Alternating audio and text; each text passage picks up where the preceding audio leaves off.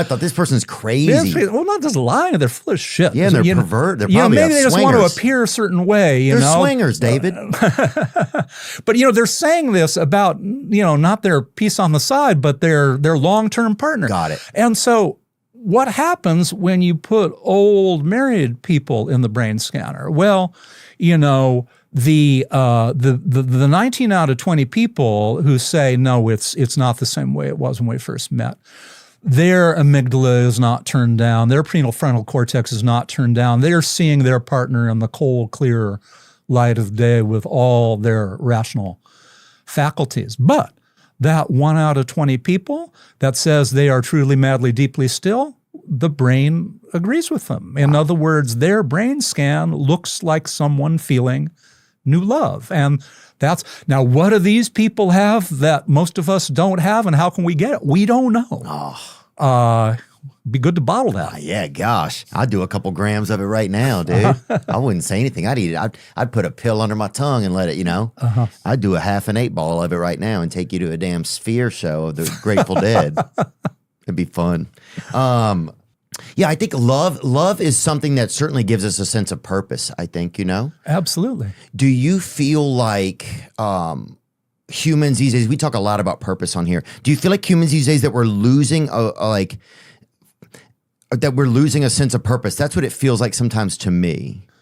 Well, certainly there are fewer and fewer people who are involved in relationships, and fewer people who are living together, and more people who are living alone.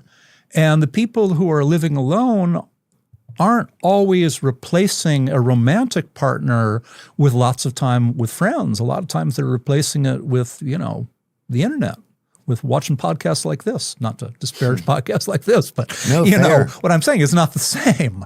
Right? Yeah. So, I think there is a crisis of connection that people are feeling right now. And I think it is something to really, really be concerned about. Why do you think it's so important for the human brain or humans to seek meaning in life?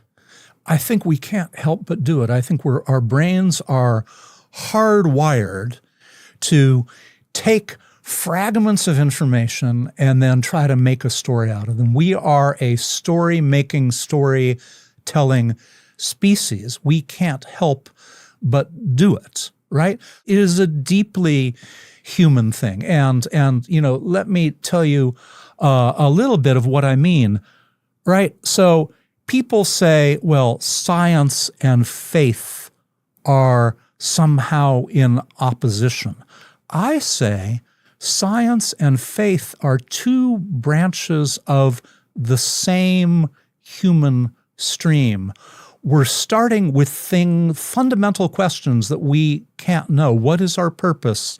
How did we get here? How should we live our lives? What happens after we're gone, right? And faith takes one path. It says, all right, I've got an explanation for doing that. It involves the divine, and I will believe that, and that is my way forward. And so science says, well, I'm going to address those mysteries in a different way. I'm going to do experiments and observations and subject those to falsifications, and I'll take some wrong turns, but I'll fix them, and eventually I'll get closer and closer to the truth.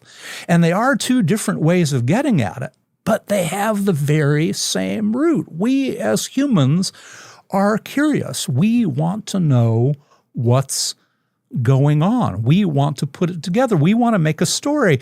And it happens in the most basic sensory level. Like if you're walking through the woods and you hear, you can't help but imagine that someone's coming up behind you, right? You're making a story in your mind about what those sounds mean. Mm-hmm. Our whole brains are built to take fragmentary information and put them together in a story. It's the most fundamental human thing there is. Why does it feel that science is always trying to defeat faith? Does it make any sense? Well, I just thought, and maybe not always, maybe that's not true. I don't know. That just popped in my head.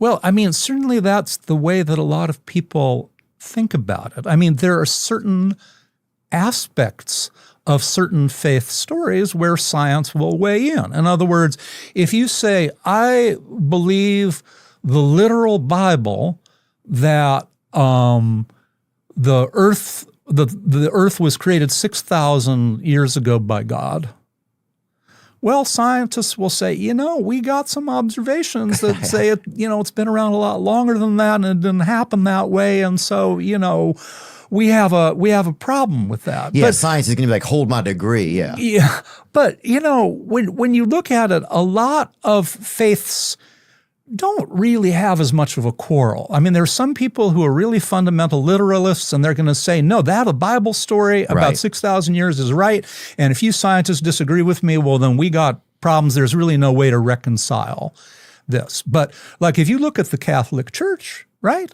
So, the popes say, well, all right, that Old Testament stuff shouldn't be taken entirely literally. We've got astronomers. The Vatican actually sponsors some scientific research, and you can be a person in the Catholic faith and you can believe in God and you can believe fundamental aspects of the credo of the faith and still be all right with the scientific model of the Big Bang or evolution or humans being 200,000 years old. Bring this up really quick. I do think this is interesting. Let me take a peek here. The Vatican supports research through various initiatives, most notably the Vatican Observatory and the Pontifical Academy of Sciences. Wow, that's where Harry Potter went, I think.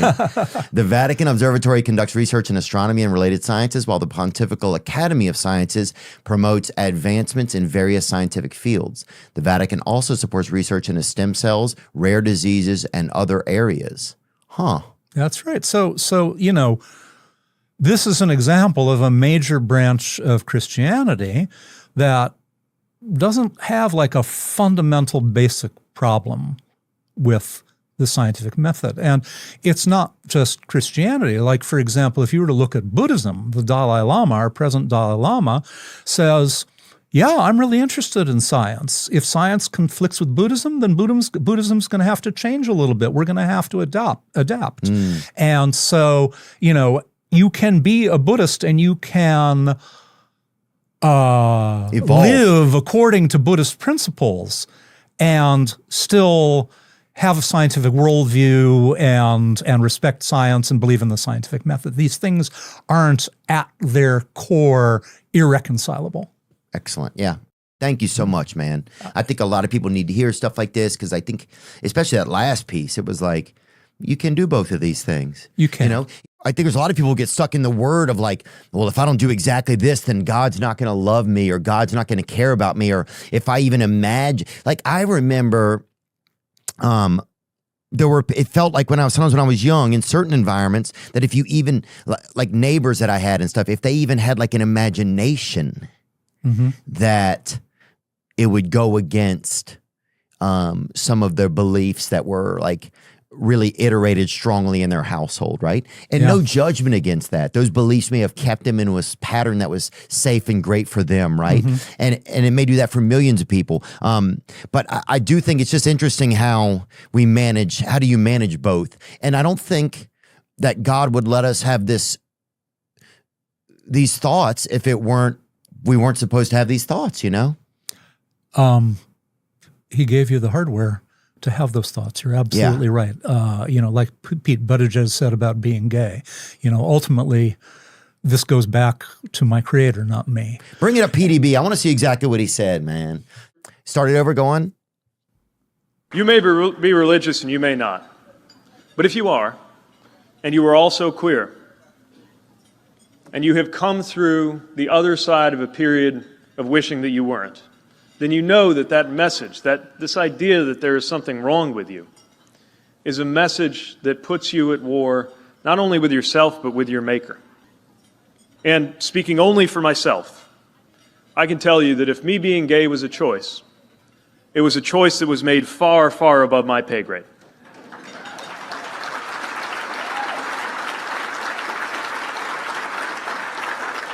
And that's the thing I wish the Mike Pences of the world would understand. That if you got a problem with who I am, your problem is not with me. Your quarrel, sir, is with my Creator. And did Mike Pence directly attack him, or was that some of that could be political?